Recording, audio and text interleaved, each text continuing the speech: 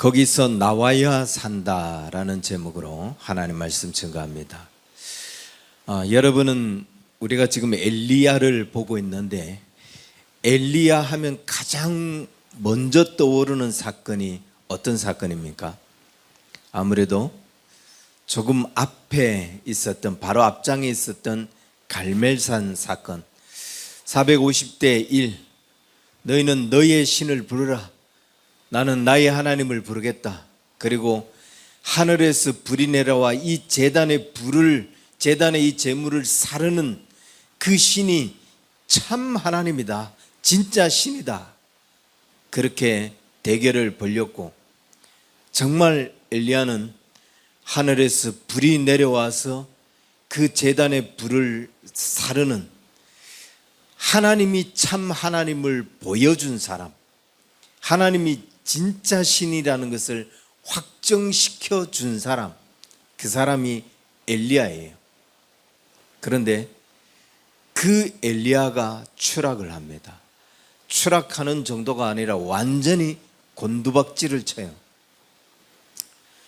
그 사람은 자기 말 한마디로 앞으로 3년 동안 비가 오지 않겠다 라고 하니까 정말 비가 오지 않아요. 그런데 그 비가 오지 않는 가운데 온 땅은 가물어가고 메말라가고 있는데, 엘리야는 어떻게 살았어요? 그리 시냇가에 누워서 까마귀가, 그 메마른 땅에 까마귀가 어디 구할 것이 있다고, 까마귀가 날려다 주는 그 떡을 먹고 살았던 사람, 그게 엘리야예요.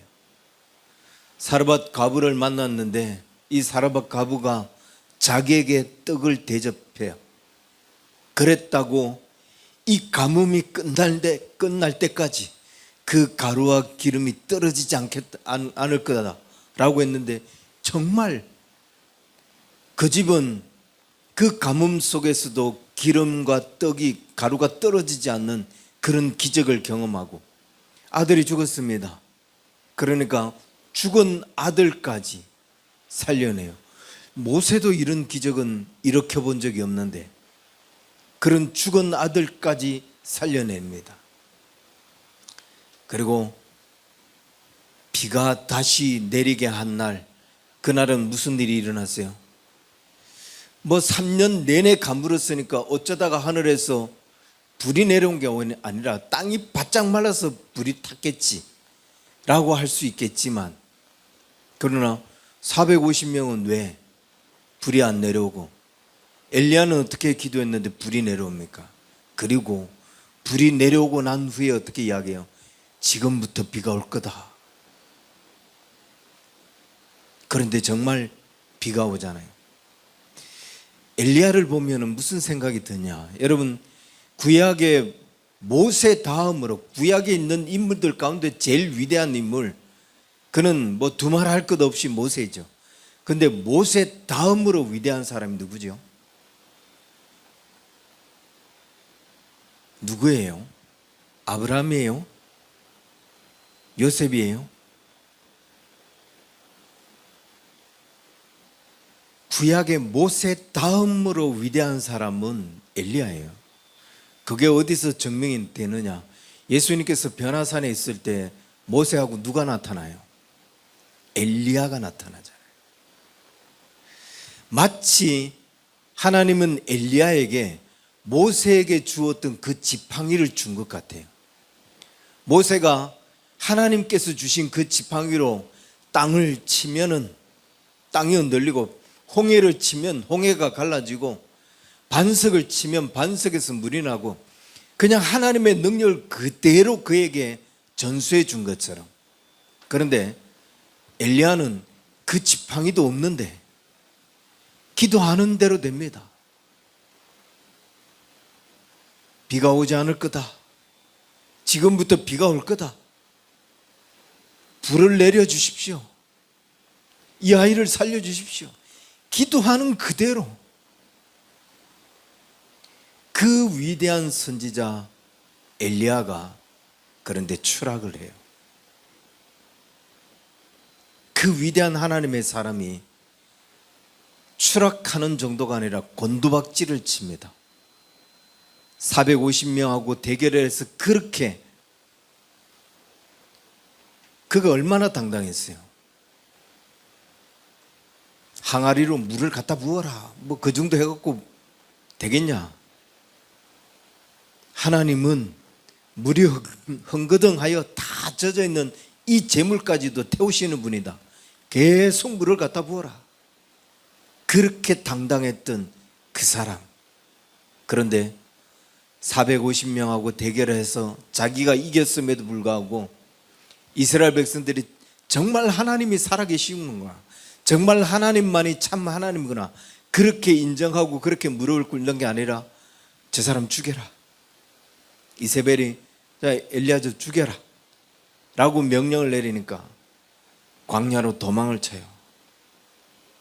그리고 로뎀 나무 아래서 엘리야가 죽기를 원하여 이르되 여호와여 넉넉하오니 지금 내 생명을 거두어 주옵소서.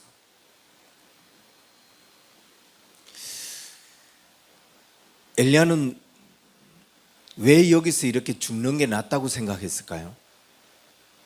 그 위대한 기적을 일으켜 놓고도 왜 여기서 이렇게 죽는 게 낫다라는 그런 생각에 빠졌을까?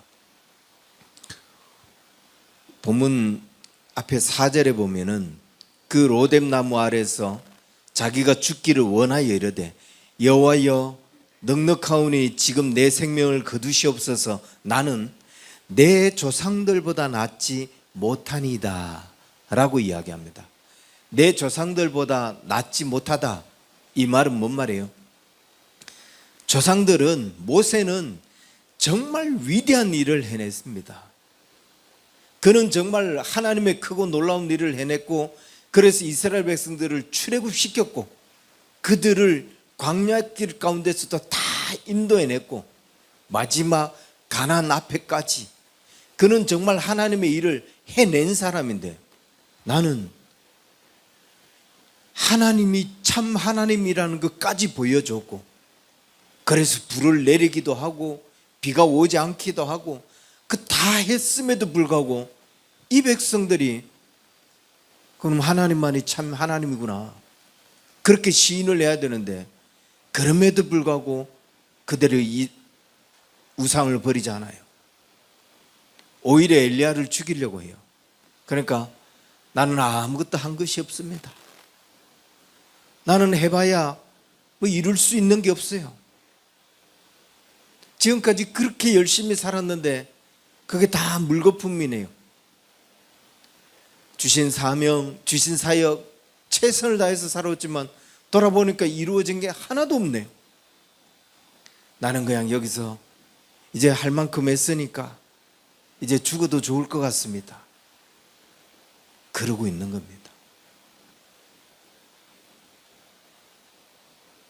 자기가 한 일을 10절 그가 대답하되 내가 만군의 하나님 여호와께 열심히 유별하오니 이는 이스라엘 자손이 주의 언약을 버리고 주의 제단을 헐며 칼로 주의 선지자들을 죽였으며 오직 남은 나무꾼을 그들이 내 생명을 찾아 빼앗으려 하나이다.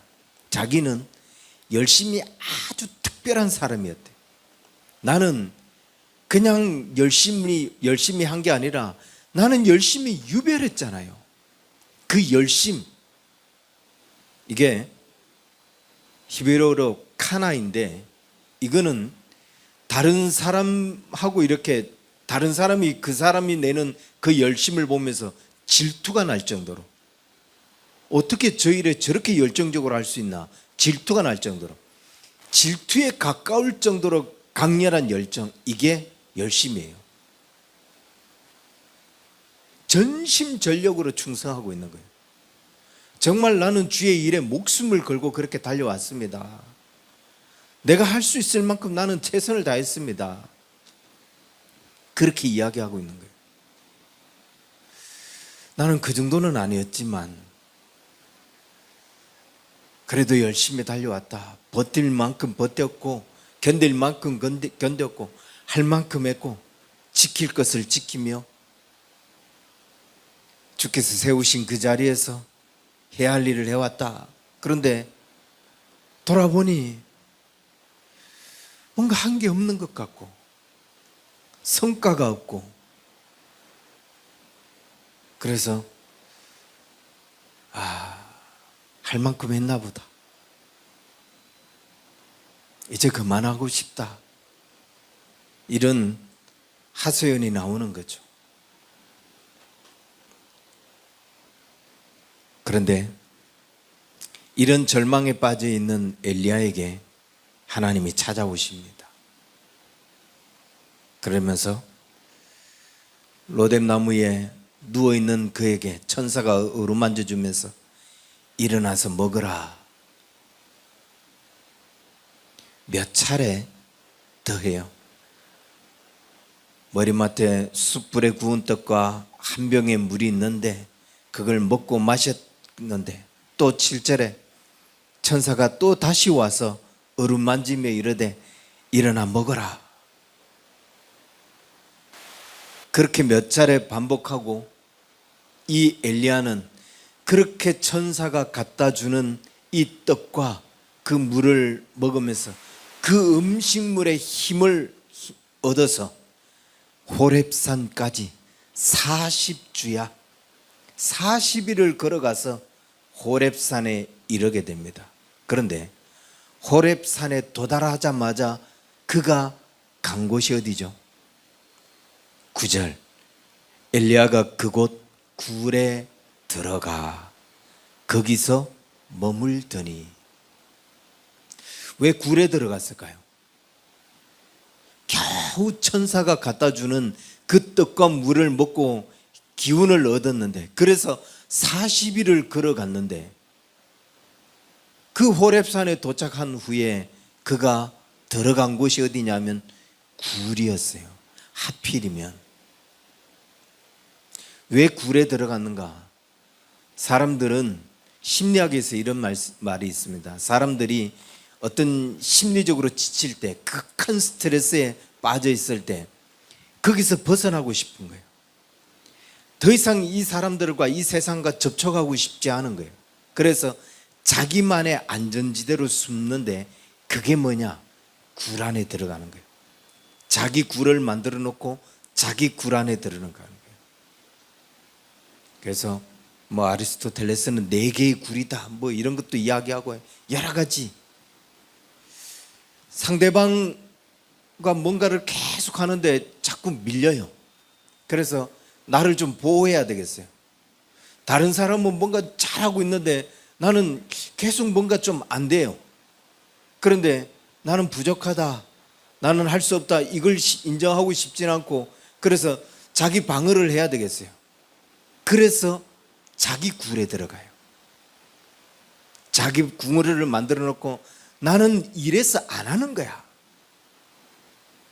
나는 이러이러한 이유 때문에 못하는 게 아니라 안 하는 거야 라고 하면서 자기 방어를 하고 자기 보호를 해요. 그게 자기 굴이에요. 스스로 자기를 보호하기 위해서 그 굴 안에 들어가서 숨어 있는 거죠.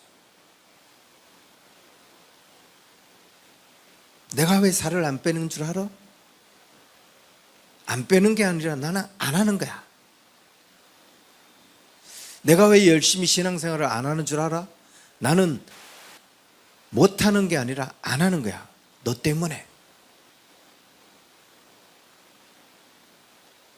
네가 자꾸 그런 식으로 하니까 나는 더 안 하는 거야 라고 하면서 자기 방어를 만들어요.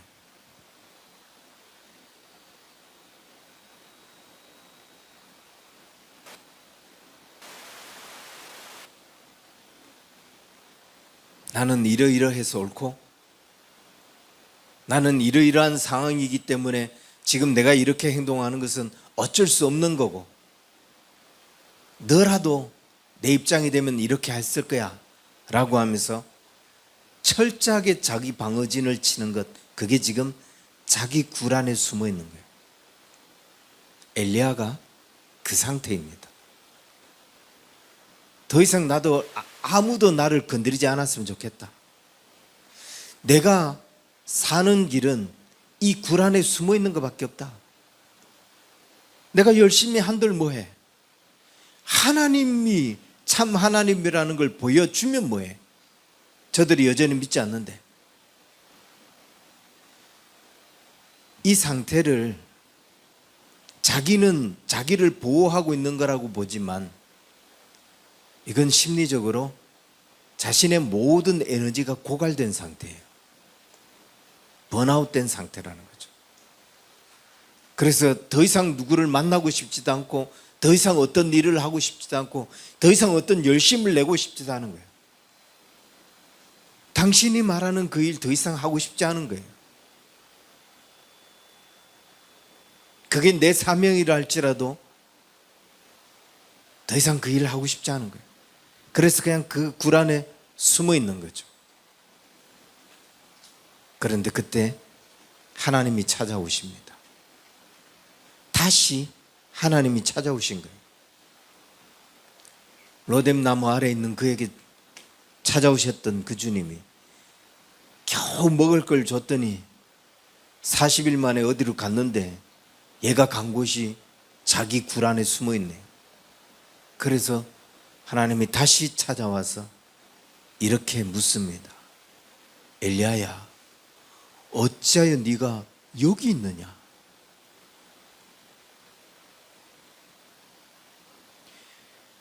엘리야가 그 곳 굴에 들어가 거기에서 머물더니 여호와의 말씀이 그에게 임하여 이르시되 엘리야야, 내가 어찌하여 여기 있느냐? 굴 속에 숨어 있는 걸 몰라서 주님이 너 어떻게 요 안에 숨어 있냐? 라고 묻는 게 아니에요. 네가 그렇게 거기 안에서 죽고 싶다라고 이야기할 정도로 그렇게 낙담하고 있는 이유가 뭐야? 왜 그 안에 갇혀 있어? 너는 뭐 때문에 그 굴 안에 갇혀서 네 굴 안에 갇혀서 거기서 죽고 싶다라고 날 죽여달라고 이야기하는 거야? 네가 그렇게 이야기하고 그렇게 행동하는 이유가 뭐야? 라고 묻는 거죠. 그러자 엘리야가 이렇게 대답합니다. 내가 만군의 하나님 여호와께 열심히 유배를 했는데 이스라엘 자손이 주의 언약을 버리고 주의 제단을 헐며 칼로 주의 선지자들을 죽였고 오직 나만 남았습니다. 그리고 그들이 내 생명까지 빼앗으려고 합니다. 그렇게 열심히 했고 그렇게 유별하게 주의 일들을 감당했지만 보세요, 저들은 여전히 주님의 언약을 버리잖아요. 주의 제단을 다 헐어버렸잖아요. 어디 누구 하나 신앙생활 제대로 하는 사람 있나요? 나 혼자 남았는데 저들이 나까지 죽이려고 합니다. 그런데 내가 어떻게 더 하겠어요? 라고 자포자기하고 주저앉아 있는 거예요. 나는 이제 아무것도 할 수가 없습니다. 아니, 하고 싶지 않아요. 한들 뭐 하겠어요? 라고 포기하고 있는 거예요. 그래서 하나님께서 이야기합니다. 11절 여호와께서 이르시되 너는 나가서 여호와 앞에서 산에 서라. 어디서 나가라는 거예요? 그 굴에서 나가라는 거예요. 하나님은 엘리야를 굴 밖으로 불러내시는 겁니다. 굴 안에서 나가서 하나님 앞에 서라. 왜 하나님께서 이 엘리야를 그 굴 밖으로 불러내셨는가? 단순히 장소의 이동을 이야기하는 게 아니에요. 그 굴 안에 있으면 네가 죽기 때문이죠.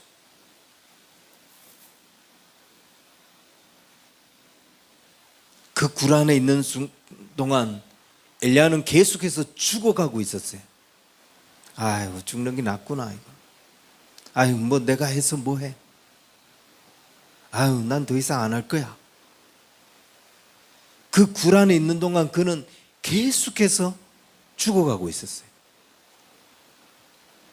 그 굴에서 벗어나야 그가 사는데 자기가 죽는지도 모르고 죽어가고 있는 줄도 모르고 아유, 나는 그만할 거야. 나는 이제 안 할 거야. 해서 뭐해? 라고 하며 거기서 죽어가고 있는 거죠. 사람들은 참 이런 착각을 합니다. 그 굴 안에서 자기를 진단하고 있는데 그 진단이 가장 정확한 진단이라고 착각해요. 나는 가장 정확하게 지금 내 자신을 파악하고 있는 거고, 나는 가장 정확하게 지금 세상 사람들을 보고 있는 거다. 내가 그렇게 열심을 해도 저 사람들은 변하지 않는 사람이야. 그리고 내가 얼마나 열심을 냈던 사람이야. 얼마나 열심히 있는 사람이야. 내가 이러는 이유가 뭔데? 내가 이렇게 낙심한 이유가 뭔데? 너희들 때문에 내가 낙심한 거 아니냐? 너희들 때문에 내가 열심을 안 내는 거 아니냐? 그렇게 자기를 가장 정확하게 알고 있고 가장 정확하게 진단하고 있다라고 생각을 해요. 착각이죠. 가장 정확한 착각이에요. 그냥 자기 생각, 자기 사고, 자기 시각에 갇혀 있는 거예요. 여러분 한번 보세요. 자기는 지금 이렇게 움츠려 있어요. 그 움츠린 이유가 그렇게 내가 열심히 특심한 사람이었지만 너 때문에 지쳤다. 내가 그렇게 열심히 해도 니네가 안 변하지 않았냐. 그래서 난 너무 힘들다. 내가 얼마나 시도를 많이 했는데, 내가 얼마나 노력을 많이 했는데 해도 안 되더라. 그래서 안 하는 거야. 내가 처음부터 안 하는 게 아니라 그렇게 열심히 했는데도 불구하고 잘 안 돼서 안 하는 거야 라고 이렇게 움츠리고 있는 거예요. 그러면서 나는 나를 가장 정확하게 진단하고 있는 거다라고 스스로 해석하고 있는 거죠. 그게 내가 보고 있는 나의 모습이에요. 그런데 그렇게 움츠리고 있는 그 굴 속에 숨어 있는 그를, 아무것도 안 하고 잠만 자고 있는 그를 다른 사람이 옆에서 봐요. 옆에서 나를 지금 이렇게 보고 있어요. 근데 내 눈에도 이 사람이 했는데도 불구하고 안 돼서 저러고 있는 것처럼, 열심히 했는데 내가 방해를 해서 저렇게 앉아 있는 것처럼 그렇게 보게 될까요? 그렇지 않아요. 그냥 저 사람은 피곤해 지쳐 있는 사람, 그냥 저 사람은 열정이 없는 사람, 뭘 매일 하루 이틀도 아니고 1년 내내 저렇게 생기가 없어. 뭔 신앙을 하루 이틀 그렇게 그냥 포기하는 게 아니라 수십 년이 지나도록 저렇게 포기하는 삶을 살고 있어. 저건 믿음이 없는 거지 열심이 없는 게 아니야. 저건 신앙이 잘못된 거지 누구 때문에 핑계대로 저러는 게 아니야. 저건 저 사람 자체가 무능한 거구나. 자기 동굴에서는 자기가 자기를 가장 정확하게 보고 있다라고 생각하지만 아니에요. 그럴싸한 핑계를 대고 있지만 절대로 그렇지 않다고요. 더 정확하게 그 동굴 안에서 지금 그런 모습을 하고 있는데, 여러분 여기서 지금 죽어가고 있는 사람이 누구예요? 누가 죽어가고 있어요? 이세벨이 죽어가고 있습니까? 엘리야가 죽어가고 있습니까? 이세벨은 더 힘이 나죠. 엘리야 요놈 어디 갔나? 야 엘리야 좀 찾아봐라. 어쩌면 더 힘이 났겠죠. 근데 엘리야는 아이고 주님 죽는 게 좋겠네요. 나 좀 죽여주십시오. 날 이제 그만 좀 데려가 주십시오. 누가 죽어가고 있어요? 나는 너 때문에 더 이상 안 하겠다. 나는 해봐도 안 되는데 이제 포기하겠다. 내가 열심히 신앙생활하면 뭐해? 뭐 믿음 생활을 그렇게 열심히 한들 뭐해? 누가 죽어가고 있는 사람이냐?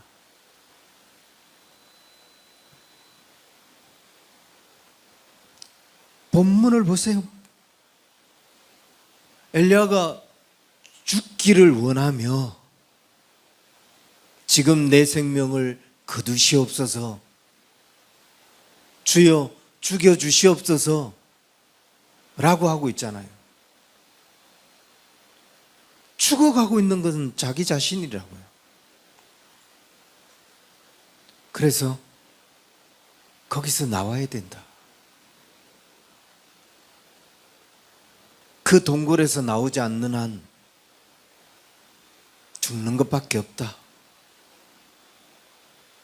그 동굴에서 스스로 벗어나지 않는 한 자신은 계속 그런 감옥에 갇혀 있는 거예요. 참 무기력하다. 참 무능하다. 참 어리석다. 다른 사람이 나를 그렇게 나는 해도 안 돼서 이러고 있는 거야 라는 눈으로 우리를 그렇게 봐주지 않는다고요. 나는 너 때문에 하기 싫어서 이러고 있는 거야 라고 다른 사람이 우리를 그렇게 봐주지 않는다고요. 저 사람 참 어리석다라고 하는 거죠. 엘리야는 그럼 어떤 자기 동굴에 빠져 있는가? 우리는 우리 스스로 어떤 자기 동굴에서 벗어나야 되는가? 다시 한번 11절을 보면 여호와께서 이르시되 너는 나가서 여호와 앞에서 산에 서라 하시니 여호와께서 지나가시는데 여호와 앞에 크고 강한 바람이 산을 가르고 바위를 부수나 바람 가운데 여호와께서 계시지 아니하며 바람 후에 지진이 있으나 지진 후에 가운데도 여호와께서 계시지 아니하며 또 지진 후에 불이 있으나 불 가운데도 여호와께서 계시지 아니하더니 불 후에 세미한 소리가 있는지라. 하나님께서 엘리야를 굴 밖에 나가라 그렇게 굴 밖에 세워놓고 강한 바람이 막 불어요. 그런데 그 강한 바람이 부는데도 하나님이 계시지 않아요. 그리고 막 땅이 갈라지고 흔들리고 그런 지진이 일어나요. 그런데 땅이 갈라지고 흔들리는데도 거기에 주님이 계시지 않아요. 심지어 불이 내려놔서 온 산을 다 태울 것 같은 그리 불이 임했는데 거기에도 하나님이 계시지 않아요. 이건 뭘 의미하죠? 왜 바람이 있는데도 주님이 계시지 않고 왜 지진이 있었는데도 주님이 계시지 않아? 예전에는요 바람이 막 불어와요. 이스라엘 백성들이 홍해 앞에 섰는데 모세가 홍해를 향하여 지팡이를 쫙 내밀자 무슨 일이 일어나요? 동풍이 불어오잖아요. 강한 바람이 불어와서 그 홍해 물을 확 가르잖아요.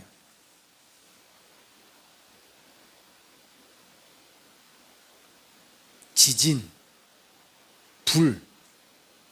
하나님께서 시내산에서 모세에게 그 시내산 언약을 주실 때 돌판에다가 그 언약을 새길 때 땅이 진동하고 흔들렸다고 했어요.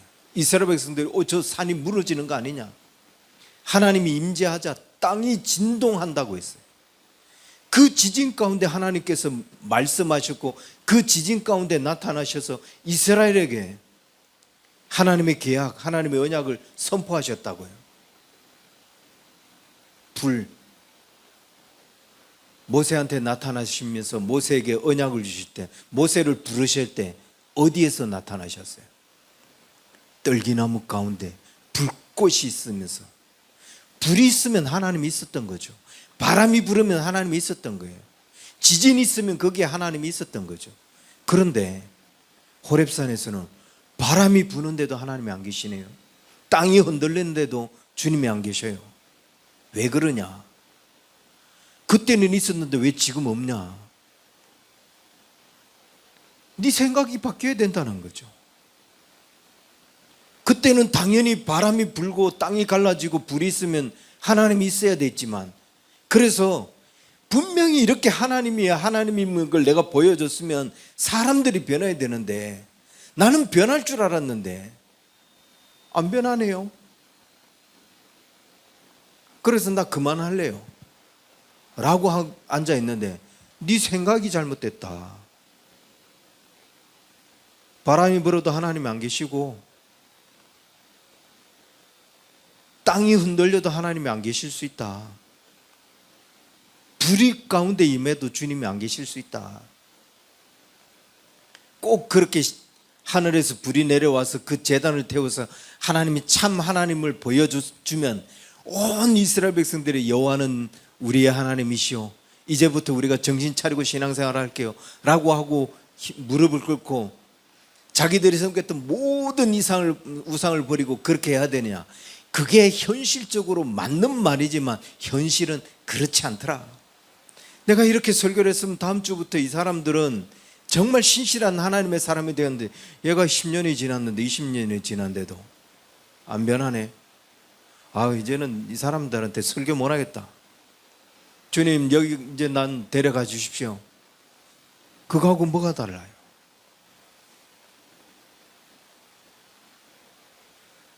당연히 바뀌어야 되지만 안 바뀐다. 안 바뀔 수도 있더라. 그래서 당연히 바뀌어야 됐고 당연히 그들이 우상을 버려야 됐고 라고 하는 네 생각을 버려라.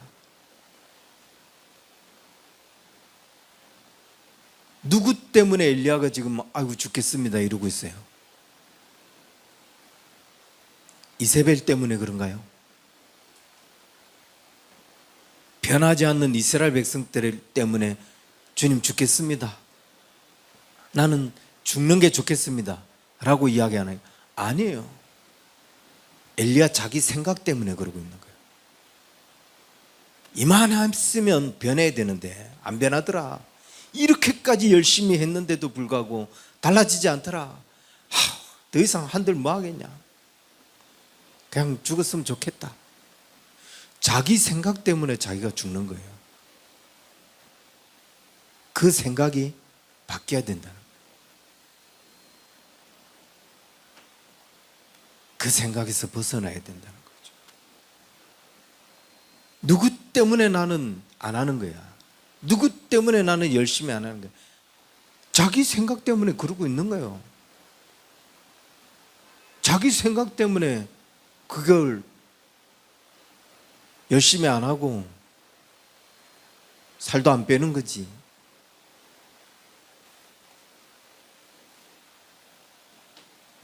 오늘 좀 길어질 것 같네요. 또 어떤 굴에 빠져 있느냐? 엘리야는 그래요. 나만 남았습니다. 이걸 몇 번을 반복하는지 모릅니다. 오직 나만 남았거늘. 그들이 다 주를 버리고 주의 율법을 버리고 칼로 주의 선지자를 죽이고 오직 나만 남았거늘. 그렇게 열심히 신앙생활을 하라고 했는데도 불구하고 저들은 계속해서 우상만 섬기고 하나님 앞에 제대로 사는 사람은 이제 나밖에 없습니다. 보세요. 그 갈멜산에서도 850대 1이잖아요. 1. 바알 선지자 450명, 아세라 선지자 400명, 그리고 여호와 편의 선자가 누가 있었어요? 나밖에 없잖아요. 나만 있었잖아요. 나만 남았잖아요. 자기 혼자만 남은 거라고요. 근데 18절에 하나님이 뭐라고 이야기하죠? 그러나 내가 이스라엘 가운데 7,000명을 남기리니 다 바알에게 무릎을 꿇지 아니하고 다 바알에게 입맞추지 아니한 자니라. 이 말은 엘리야 눈에는 보이지 않았을 뿐이라는 거예요. 네 눈에 네가 그 사람 보지 못했을 뿐이지 7,000명 있어. 뭐 너만 남았다고 그래. 여러분, 우리가 하나님이 하시는 일을 우리가 다 알지 못하는 것 뿐이에요. 하나님이 일들을 이루어 가실 때 있어서 내 눈에는 뭔가 성과가 없는 것 같고 내 눈에는 뭔가 내가 내 눈에 보기에는 아무런 변화가 일어나지 않는 것처럼 보이는 것이지, 하나님은 그냥 겉으로 드러나는 성과 외에 하나님이 다른 일을 하셨다고요. 그걸 내가 모르는 것 뿐이에요. 그래서 나만의 생각에서 벗어나야 돼요. 나만 남았다. 나의 한계에서 벗어나야 돼요. 그 한계에 머물러 있는.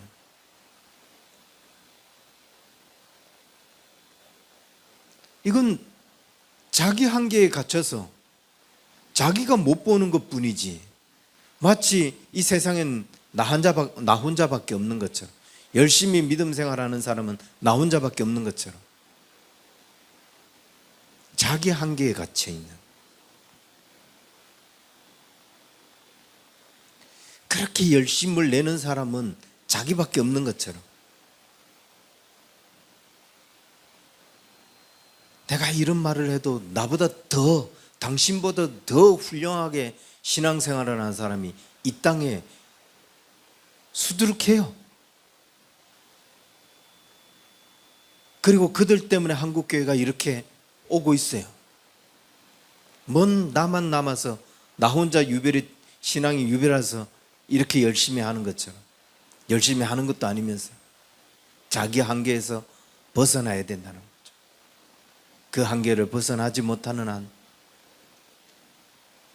우리는 거기 안에서 서서히 갇혀 죽어가고 있어요. 이 정도만 되면 신앙생활 잘하는 건 줄, 가장 못하고 있으면서 이 정도만 되면 신앙생활 열심히 하고 있는 것처럼.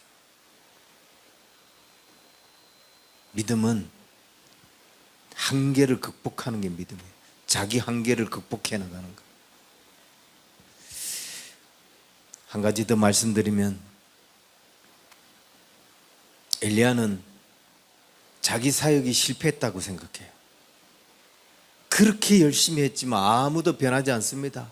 그렇게 하나님이 참 하나님을 보여줬지만 아무도 그 하나님을 인정하고 우상을 버리고 돌아오는 사람이 없습니다. 그러니 내가 이제까지 해온 그 사역이 뭔 의미가 있어요? 내가 그렇게 열심히 한들 뭔 의미가 있어요? 나는 그렇게 최선을 다했지만 결국 돌아보니까 한 게 없네요. 이런 내가 더 이상 뭘 하겠습니까? 근데 하나님이 무슨 소리냐? 너 여전히 해야 할 일이 많아. 너는 여전히 그 일들을 잘하고 오고 있어. 15절 16절입니다. 여호와께서 그에게 이르시되 너는 내 길을 돌이켜 광야로 통하여 다메섹에 가서 이르거든 하사엘에게 기름을 부어 아람의 왕이 되게 하고, 또 님시의 아들 예후에게 기름을 부어 이스라엘의 왕이 되게 하고, 또 아벨므홀라 사밧의 아들 엘리사에게 기름을 부어 너를 대신하여 선지자가 되게 하라. 계속 그에게 해야 할 일을 말씀하고 있어요. 하나님이 이렇게 명하신 이유가 뭔가?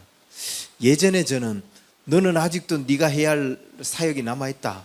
아니, 너 마지막 사역, 마지막 명령을 내가 너에게 이야기하겠다. 그래서 엘리야가 이 번아웃이 된 후에 하나님은 그에게 마지막 사명을 이야기해 주는 걸로 저는 이해를 해왔었습니다. 근데 이게 마지막 사역을 이야기하는 게 아니더라고요. 여전히 너는 할 일이 있다라는 것들을 이야기하는 거지만, 그 동굴에서 벗어나면서 엘리야에게 이 말씀을 하고 있는 거예요. 넌 네 동굴에서 벗어나야 된다. 그리고 네가 그렇게 열심히 탁심히 있었는데 네 동굴에서 너는 어떤 생각을 했냐? 네가 뭔가 하나님이 참 하나님을 보여줬으면 그들이 다 변해야 되는 것처럼, 너의 그 사역으로 그 사람들이 다 달라져야 되는 것처럼. 모세도 출애굽을 시켰지만 그들을 가나안까지 이끌지 못했는데 너는 하나님을 보여줬다고 그들이 다 달라져야 되는 것처럼, 네가 모든 것들을 끝내야 되는 것처럼 생각하지 마라. 가서 네 뒤에 엘리야를 세워라, 엘리사를 세워라. 그러면 엘리사가 너의 바톤을 이어받아서 또 그 사람들에게 뭐 불을 내려오게 하든지 죽은 자를 다시 살리는 일을 하든지 그 일을 통해서 그들에게 너 그렇게 살면 안 돼.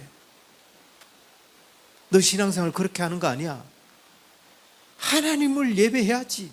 라는 그 사역을 계속 이어가게 될 거야. 라고 말씀하고 있는 거예요.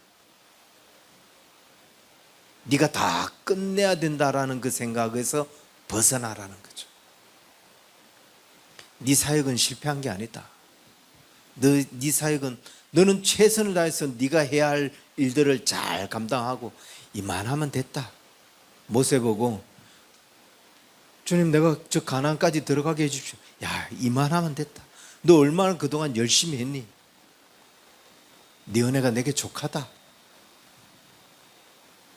그렇다고 해서 네 사역이 실패한 것이 아니라 너는 정말 네 사명 최선을 다해서 열심히 한 거다. 엘리야도 마찬가지. 네가 생각하기에는 아무런 성과가 없는 것 같지만 너는 내가 너를 불러 세운 그 자리에서 너는 정말 해야 할 일들을 열심히 해왔다. 이제 네가 다 했다라고 네가 다 해야 된다는 생각을 버리고 엘리사한테 그 바톤 넘겨줘라. 그럼 걔가 또 열심히 할 거야. 걱정하지 마라. 내가 다 끝내야 된다는 생각을 버리라는 거죠. 내가 이 설교를 하면 다음 주부터 이 사람이 달라져야 된다라는 생각을 버리라는 거예요. 다른 사람이 와서 또 그 사역을 하게 된 우리는 우리 동굴 안에 갇혀 있어요. 나의 동굴 안에. 거기서 내가 보는 나의 시각이 가장 정확한 줄 알고 나의 진단이 가장 옳은 줄 알고 그리고 거기서 벗어나지 않아요. 달라지지 않아요. 뭐라고 그러면 누구 때문이라고 하고 어떤 이유 때문이라고 변명 만들어놔요. 그런데 한번 옆에 있는 사람을 보세요. 그 자기 굴 안에 갇혀있는 옆에 있는 다른 사람을 보세요. 내가 보기에도 그 사람이 그 이유 때문에 그렇게 움츠리고 있는 것처럼 보이느냐? 아니지요. 그냥 저 사람은 열심히 없는 사람이죠. 그냥 저 사람은 잘못된 생각에 빠져 있는 사람이죠. 내가 그러고 있다는 거예요. 그 굴에서 벗어나지 않으면 죽는 건 나밖에 없어요.